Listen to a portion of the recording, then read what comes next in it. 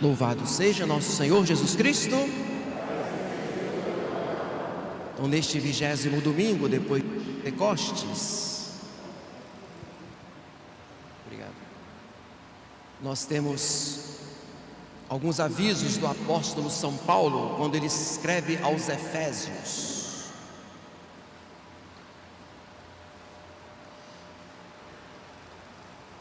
Bom, São Paulo fala que os dias são maus, né? Mas isso há 2000 anos atrás. Então, os dias hoje são o quê?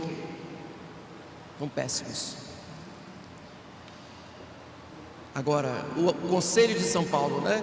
Caute ambuletes. Aqui a tradução: andai com circunspecção. Caute seria andai com cautela, né? Com cuidado. Os dias são maus. A gente precisa estar muito atento, vigilante. Aí São Paulo, ele dá o caminho da vigilância. Ele vai falar frases semelhantes, prestem bem atenção.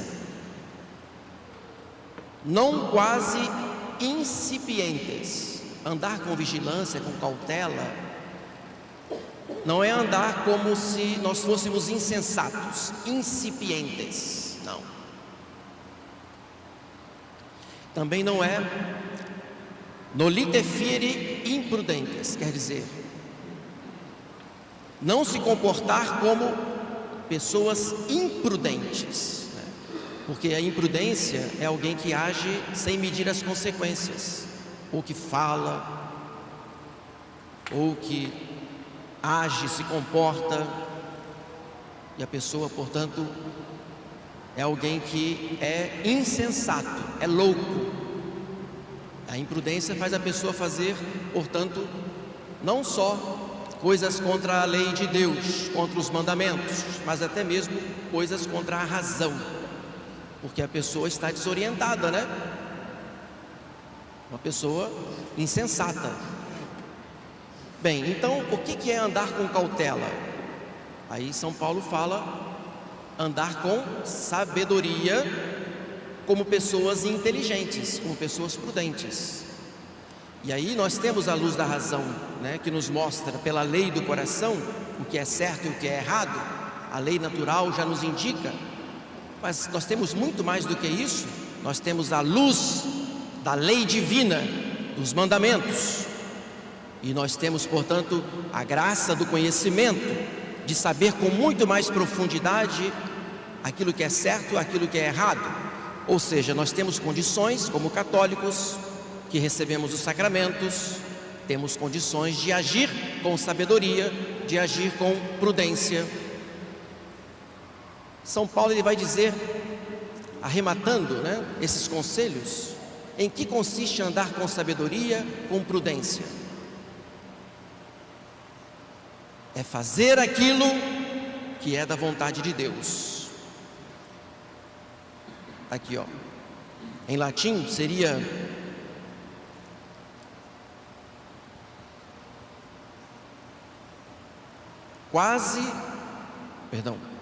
que sit voluntas Dei.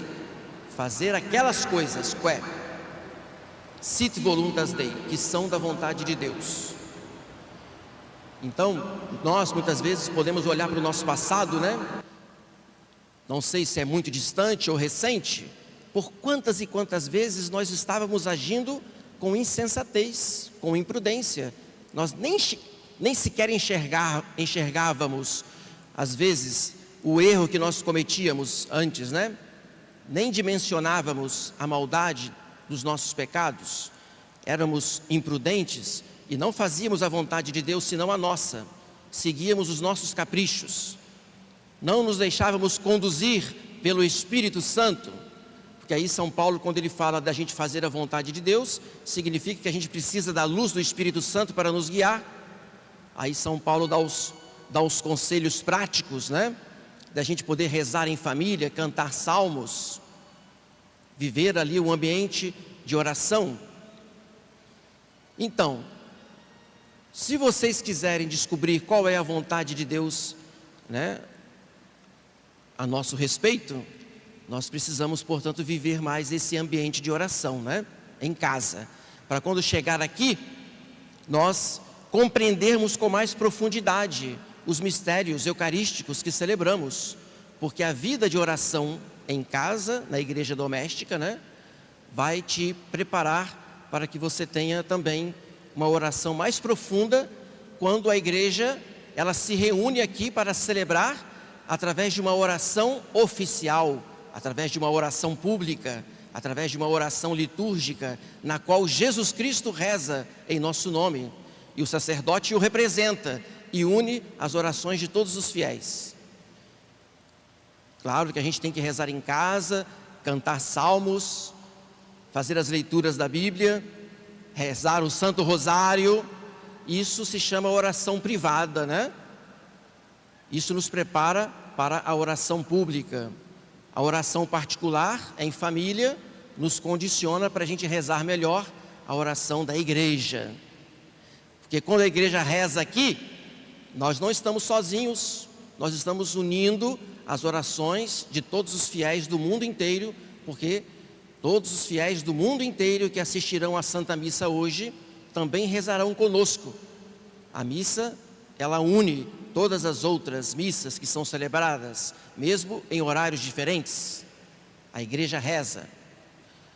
E exatamente este ambiente de oração que nós fomentamos dentro da igreja, que nós fomentamos na família, é que nos vai iluminar para descobrirmos qual é a vontade de Deus a nosso respeito, para nós agirmos com prudência, sabedoria, né? Com cautela. Agora tem uma frase interessante que São Paulo fala: redimente tempus. Aqui a tradução seria aproveitar o tempo, né? Os dias são maus, aproveitar o tempo, redimente tempus.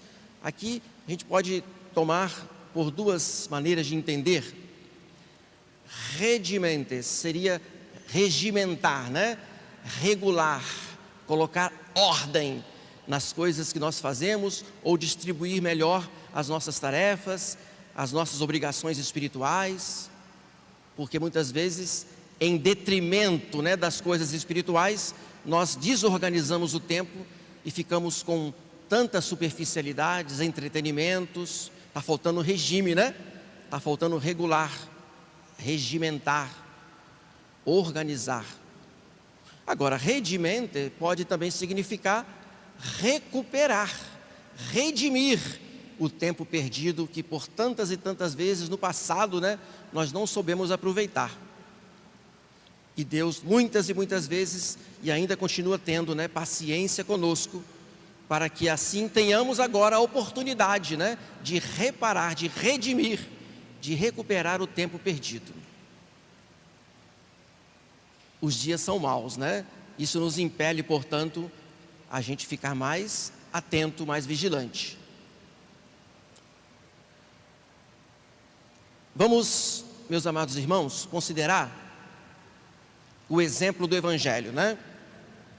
Este homem que foi ao encontro de Jesus, ele foi com pressa, né? Ele estava contando lá no relógio, porque o seu filho estava muito mal. É para considerar aqui que este Régulus era um oficial do governador, era um pagão. Ele está no norte, né, de Israel. Aqui nós estamos falando do Evangelho de São João, capítulo 4. São João fala que esse milagre que Jesus vai fazer, curando este jovem doente, filho do oficial do rei, se trata do segundo milagre que Jesus fez. Qual foi o primeiro? Das bodas de Caná. Depois que Jesus faz o milagre das bodas de Caná, ele vai para o sul, ele vai para Jerusalém, derruba as bancadas do templo.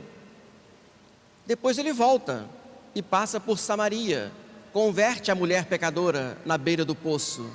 E com a mulher samaritana, Jesus também converte tantos outros samaritanos.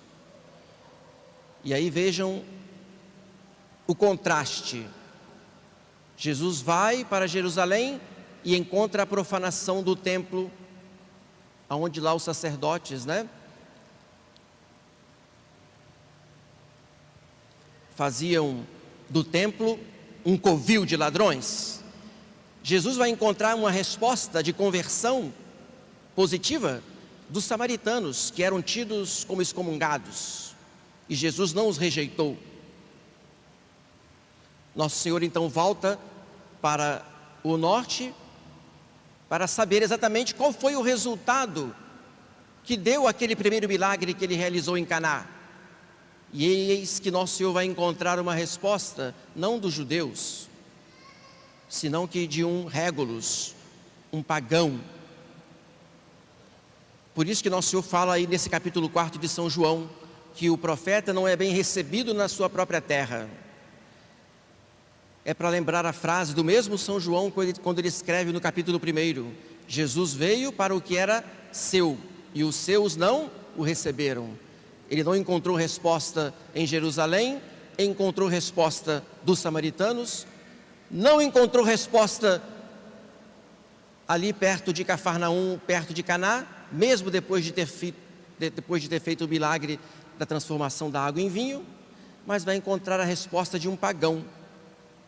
A luz brilhou nas trevas, mas as trevas não a compreenderam. E eis que nosso Senhor encontra a resposta de um homem, que vai procurar em Jesus Cristo a graça da cura do seu filho. É claro que ele está procurando Jesus com um certo interesse. E Jesus até o reprime, dizendo: se não virdes prodígios e milagres, não credes. Mas este homem, que era interesseiro, não se intimida com a reprimenda do mestre e insiste e pede a Nosso Senhor a cura do seu filho.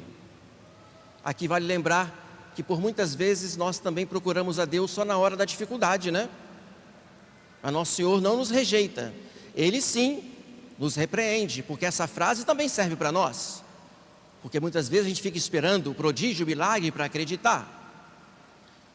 É claro que nós devemos insistir, como Nosso Senhor falou no Evangelho, Procurai e achareis, batei e vos será aberto, pedi e recebereis. Não se trata da gente impor a Deus a graça que nós pedimos, mas se trata da gente pedir com insistência, com confiança, mas se for da sua santíssima vontade, claro. E aí a gente vê que este homem vai por interesse, se humilha diante da reprimenda do mestre, não desiste, continua pedindo, e aí vai atender à palavra de Nosso Senhor e vai ao encontro do filho, mesmo sem vê-lo já curado, confiando aqui na palavra de Nosso Senhor. É um processo de conversão, É um processo. Ele só vai acreditar que Jesus de fato é o Messias, o Filho de Deus, quando ele chegar em casa e os seus funcionários disserem para ele: olha, seu filho curou-me em tal hora. Foi exatamente nessa hora que Jesus disse: vai, o teu filho vive. Aí ele acreditou que Jesus era Deus. E o que é mais interessante, ainda tem um outro estágio final. Depois que ele acreditar, ele vai conseguir também que toda a sua família passe a acreditar com ele.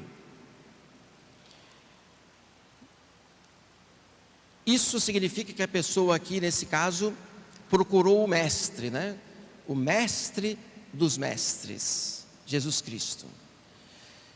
Claro, procurou com interesse, ele tinha lá suas imperfeições na sua fé, foi acreditando ao longo do caminho, até chegar no estágio final, de se converter e converter a família com ele.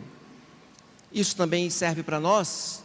Eu sei que nos dias maus em que vivemos, os pais de família precisam ser mestres dos seus filhos, precisam ser modelos, precisam ser exemplos, parâmetro, referência. Evidentemente que todos nós aqui reconhecemos que nós estamos a caminho, nós acreditamos, mas ainda precisamos de conversão profunda, mais sincera, para que de fato nós consigamos a conversão de toda a nossa família. Os pais hoje têm a responsabilidade, né, de trazerem os filhos para Deus, de agirem com sabedoria para ensinar aos filhos o caminho da santidade. E eu diria, meus amados irmãos, que o caminho para a gente poder adquirir essa sabedoria também em família é através do rosário, né? Desculpa, parece que não tem muito a ver, né? Mas tem tudo a ver, porque o rosário é uma escola em que nós aprendemos exatamente essa sabedoria que o Mestre quer nos transmitir. Pois pelo rosário, que a família vai procurar todos os dias recitar em conjunto, pais e filhos, através do rosário, os pais e os filhos terão, portanto, a luz da sabedoria e o aumento da fé, para que ao longo do caminho da vida espiritual possamos compreender mais a fundo os exemplos, os ensinamentos que Nosso Senhor, a Virgem Santíssima, São José, nos dão. Por isso o rosário, ele através dos mistérios gloriosos, nos mostra através dos mistérios gozosos, o rosário nos mostra o caminho de uma família santa, né? Através dos mistérios dolorosos, o rosário nos mostra o caminho da cruz, que também é necessário.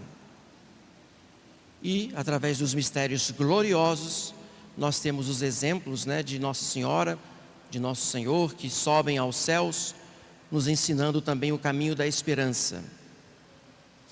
Os judeus rejeitaram a graça e essa graça nos foi dada, mas também nós podemos correr o risco de ser insensatos, imprudentes, loucos, e podemos também desperdiçar o tempo e a oportunidade que Deus nos dá. Vamos com pressa, é urgente, né? Precisamos que Nosso Senhor nos ajude logo. Nós não podemos esperar.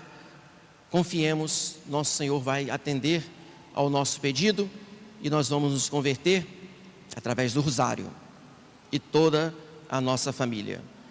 Louvado seja Nosso Senhor Jesus Cristo. Vamos professar o credo.